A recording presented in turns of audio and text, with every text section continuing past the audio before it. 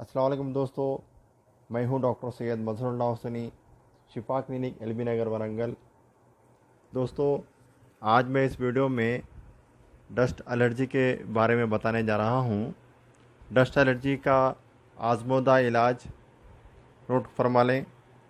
जामुन के पत्तों से डस्ट एलर्जी का आजमोदा इलाज है।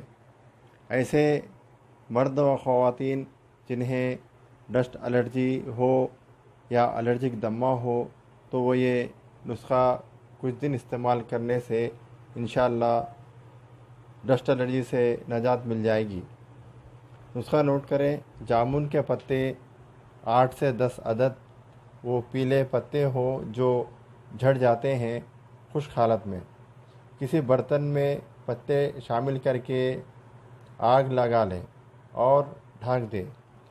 उसके बाद चंद मिनट्स के बाद में राख हो जाएगी तो नुस्खा तैयार है। रोज़ाना नहर मुँह चौथाई चम्मच यानी पाव टी स्पून सादा पानी के साथ इस्तेमाल करें, दिन में 2 टाइम। इंशाअल्लाह डस्ट एलर्जी से निजात मिल जाएगी। अगर आपको इसी तरीके से हेल्थ टिप्स जानना चाहते हो तो हमारा शिफा क्लिनिक वरंगल यूट्यूब चैनल को ज़रूर सब्सक्राइब करें।